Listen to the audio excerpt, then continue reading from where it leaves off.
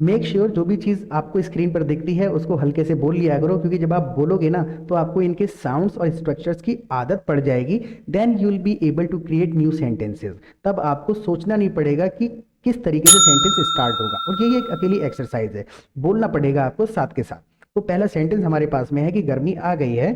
The weather has turned hot. देखिए, इसको बोलने के कई सारे तरीके हो सकते हैं। The weather has turned hot यानी कि गर्मी आ गई है। दूसरा तरीका है हमारे पास में द समर हैज कम, जिसको लिटरली कहते हैं, ट्रांसलेट कर दिया गया, the summer has come.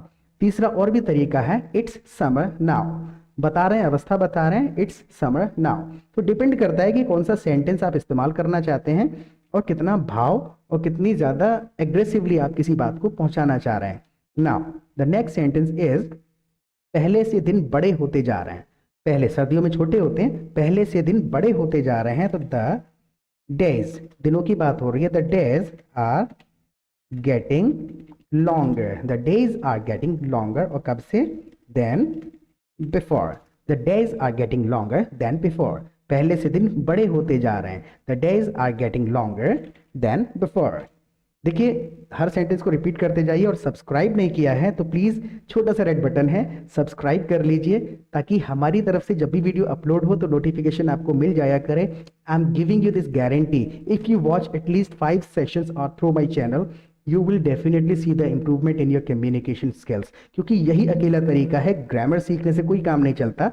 Formation of the sentence, structure आपको पता होना चाहिए कि पर्टिकुलर सिचुएशन में कैसे सेंटेंस स्टार्ट होता है। 200-300 सेंटेंसेस का स्ट्रक्चर आपको समझ आ गया तो समझ लीजिए आपको पूरे ब्रह्मांड की इंग्लिश आ गई। So don't be lazy, hit the subscribe button right now. Thank you very much. Notification bell icon को साथ में दबाइएगा। ओके, गर्मी दिन पर दिन बढ़ती जा रही है, गर्मी दिन पर दिन बढ़ती जा रही है। The weather is getting hotter, the weather is getting hotter, और कब, डे बाय डे। देखिए, यहां पर भी हम कंपेयर कर रहे हैं, the weather is getting hotter, कब से, आज कम थी, कल और ज्यादा, उससे ज्यादा, उससे ज्यादा। The weather is getting hotter day by day, यानी दिन पर दिन। अगर इसी के आधार पे आपको बताना हो कि मेरी इंग्लिश दिन पर दिन इंप्रूव होती जा रही है, my English is getting better day by day, my English is improving day by day. तो डे बाय डे का मतलब है दिन पर दिन। तो गर्मी दिन पर दिन बढ़ती जा रही है, the weather is getting hotter day by day.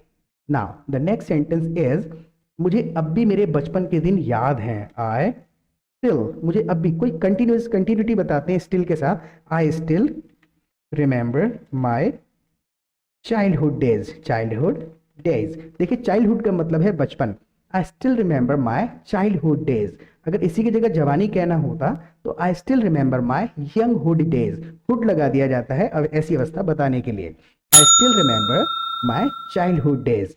Now the next sentence, हम सारे साल गर्मी की छुट्टियों का इंतजार किया करते थे, सारे साल गर्मी की छुट्टियों का इंतजार किया करते थे। वी यूज टू, हम कोई काम किया करते थे, वी यूज टू, और क्या करते थे, wait for the summer holidays, we used to wait for the summer holidays the entire year, we used to wait for the summer holidays the entire year, हम इंतजार किया करते थे छुट्टियों का।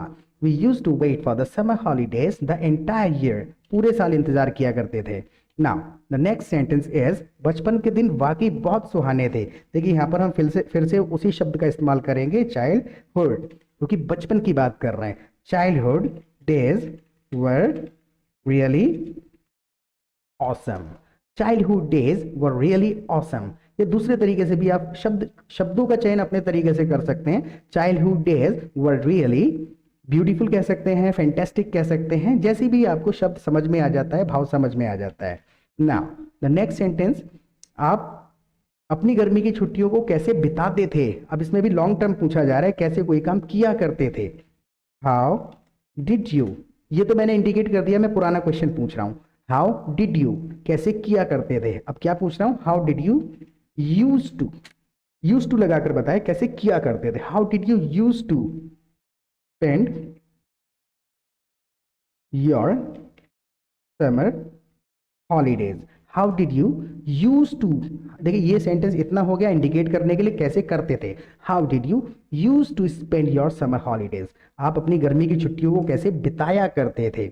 How did you use to spend your summer holidays. Now next sentence is, लेकिन कुछ लोगों के लिए गर्मियां बहुत परेशानी लेकर के आती है। कुछ लोगों के लिए जब गर्मी जब आती है तो कुछ लोगों के लिए गर्मी बहुत परेशानी लेकर के आती है। द समर कम्स अप, यहां पर उसके आने पर जब हम जोर दे रहे हैं, the summer comes up with many troubles, the summer comes up with many troubles, और किसके लिए, for some people. The summer comes up with many troubles for some people. The summer comes up with many troubles for some people. कुछ लोगों के लिए बहुत परेशानियां लेकर के आती है। Now the next sentence is, क्योंकि हर किसी के पास एसी और इन्वर्टर नहीं होता, क्योंकि because everybody doesn't have, देखिए everybody सुनने में बहुत सारा लग सकता है, यूजुअली मैंने देखा है लोग लिखने में और बोलने में ये गलती करते हैं, सोचते हैं एवरीबडी बहुत है तो कह देते हैं बिकॉज एवरीबडी डोंट हैव, वो इनकरेक्ट है। एवरीबडी जो है सिंगल ही है, एवरीबडी यानी हर व्यक्ति की बात हो रही है अलग अलग। Everybody doesn't have AC and inverter, because everybody doesn't have AC and inverter, तो इसलिए गर्मी से बहुत ज़्यादा परेशानी होती है। Now the next sentence is, गर्मियों में लाइट भी बहुत जाती है, गर्मियों में लाइट भी बहुत जाती है।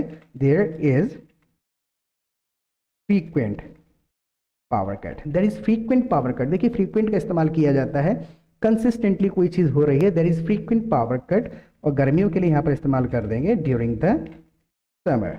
There is frequent power cut during the summer, यानी गर्मियों में लगातार बिजली जाती रहती है। नाउ द नेक्स्ट सेंटेंस, एक बात से तो मैं बहुत ज्यादा परेशान हो जाता हूं, आई रियली गेट, देखिए आई रियली गेट डिस्ट्रेस्ड का हम यहां पर इस्तेमाल कर देंगे। I really get distressed with one thing, I really get distressed with one thing, I really get distressed with one thing, मैं एक बात से बहुत ज्यादा परेशान हो जाता हूं। वो क्या बात है, दरअसल मैं अपनी बाइक खुले में खड़ी करता हूं। आई park my bike on the, इसमें होगा आई park my bike on the open ground, और देखिए इतना ज़्यादा डीपली सोचने की ज़रूरत नहीं होती है। आई park my bike in the open ground अगर मैं कह देता तो कोई पहाड़ नहीं टूट पड़ता, मीनिंग नहीं बदला है, आपने समझा दी है अपनी फीलिंग कहाँ की बात कर रहे हैं कि खुले मैदान में खड़ी करता हूँ। और क्या होता है, और मेरी बाइक की सीट बहुत गर्म हो जाती है। यहाँ पर देखिए माई बाइक्स, देखिए यहाँ पर कौन सा वाला है, my mother's name is this, my father's name is this, तो my bike's seat heats up, my bike's seat heats up, गर्म हो जाती है, my bike's seat heats up.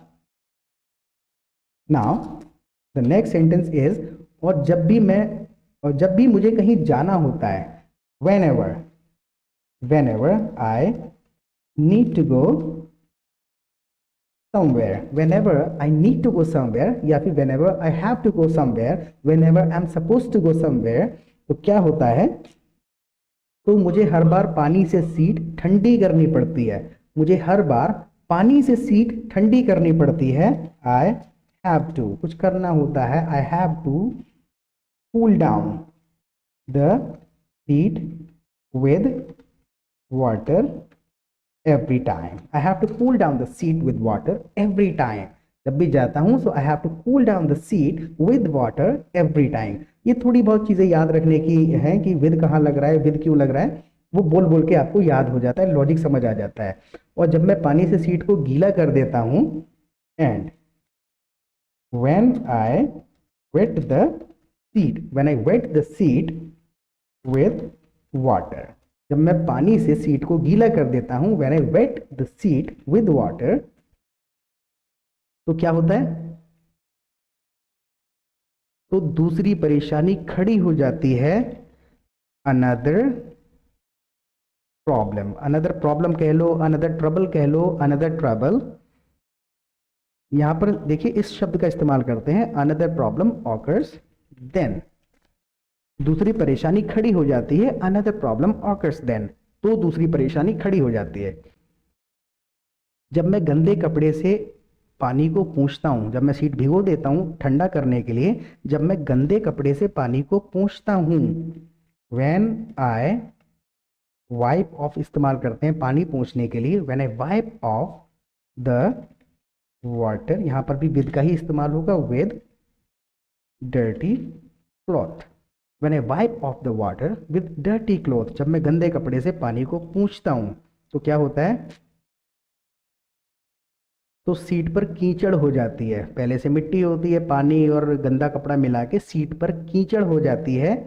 It becomes, even का हम यहां पर इस्तेमाल कर लेंगे, इट बिकम्स इवन डर्टी। देखिए ये तो पहला तरीका रहा, हम सीट की बात कर रहे हैं तो बताते चले जा रहे हैं, सीट पर कीचड़ हो जाती है, इट बिकम्स इवन डर्टी। या फिर इसको दूसरे तरीके से भी बोला जाता है, अगर बिल्कुल ही आप लिटरली ट्रांसलेट करना चाहते हैं, सीट बिकम्स मडी का इस्तेमाल कर देते हैं। मड मतलब होता है वैसे कीचड़, सीट बिकम्स मडी, यानी कि सीट पर कीचड़ हो जाती है।